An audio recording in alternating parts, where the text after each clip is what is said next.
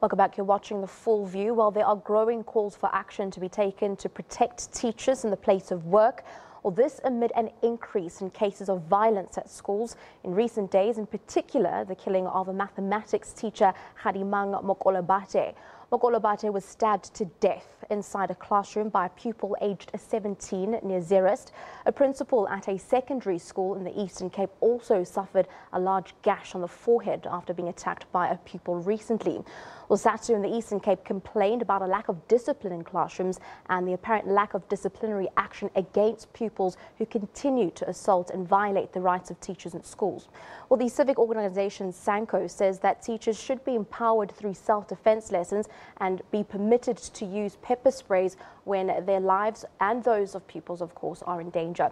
Well, to discuss this and the general state of safety in public schools, in studio, we're now joined by Sadtu Media Officer Nomusa Cembi. A very good evening to you, ma'am. We thank you very much for your time. Firstly, as Sadtu, you must be saddened by the tragic death by one of your teachers.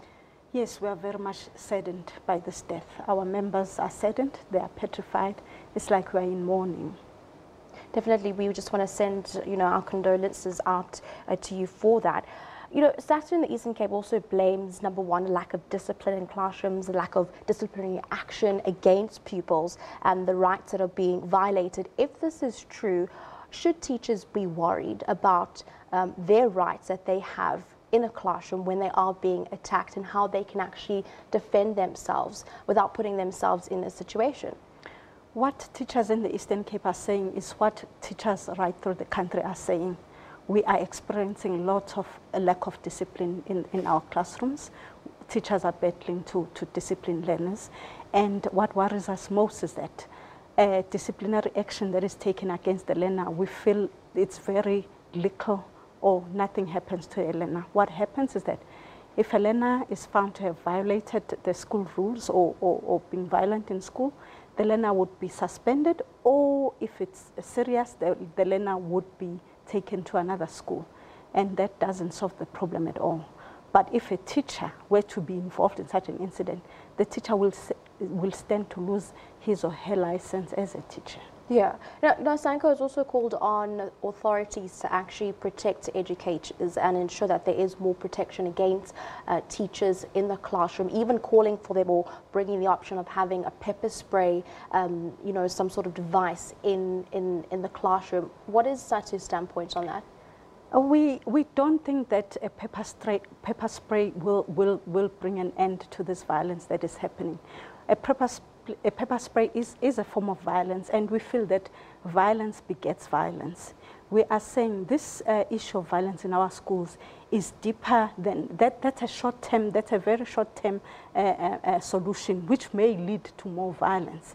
We are saying we should look deeper into this, look deeper into what is happening in our communities, what is happening in our societies. Where are the parents? Where is the larger community?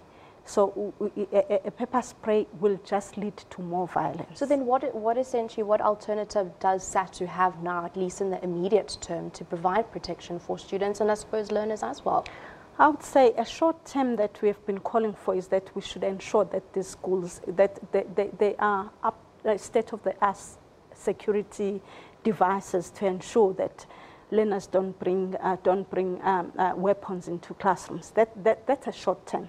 But the bigger one is, as I said earlier on, is that we should look deeper into this, because you can have as many devices or gadgets as you can make these schools to be fortresses, but at the end of the day, this problem is not only in the school.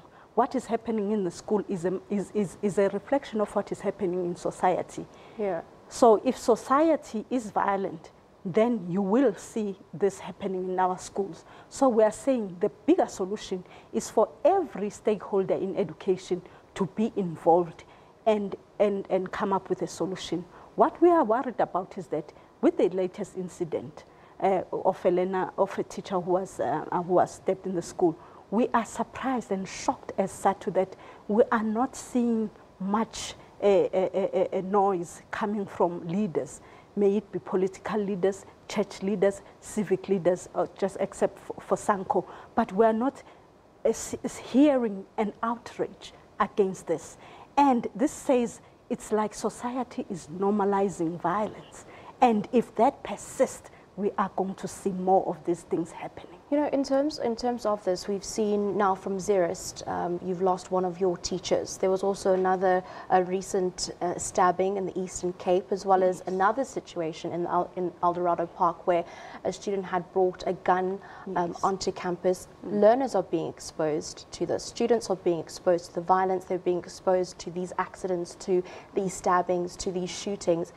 What other sort of mechanisms are being looked at, not only around security, but once this incident or incidences such as these have actually happened, do students in the classrooms go for counselling? Are they provided counselling? What happens? We find that it's a knee-jerk reaction. When such instances take place, you'll find that the department will bring in counsellors to do counselling and all that. But we are saying it's a knee-jerk because it happens, it's reactive. What we've been calling for a long time, that there should be psychosocial services in our schools. There should be counselors in our schools who should be there on a regular basis to ensure, to ensure that these things, you know, are nipped in the bud before they happen. Because if there are regular counselors who regular counsel learners, I'm sure we will see a reduction of such incidents. How did these incidents actually impact the level of learning and day-to-day teaching? It's very bad in that, I mean, it brings in trauma, it brings in fear, and that affects learning. You cannot learn in an environment where there's fear. You cannot learn in an environment where you are scared. And the long-term effects is that teachers are leaving the profession. As Sadtu, we have been having seminars where we're teaching principals on violence, how to handle violence in schools. And from those seminars, we learned that some teachers, you know, choose to leave the profession because some would choose not to report these matters because it's so disheartening, and it does a lot to the teacher's esteem to be going to the police and say, a learner has threatened me. So in the long run, even if that teacher reports, it will take a long time before that learner is disciplined. And what we have in our laws and our policies is that they are all central around a learner. They are all there made to ensure that a learner receives his or her education no matter what. And at the end of the day, the teacher feels helpless. And then some teachers would then end up leaving the profession.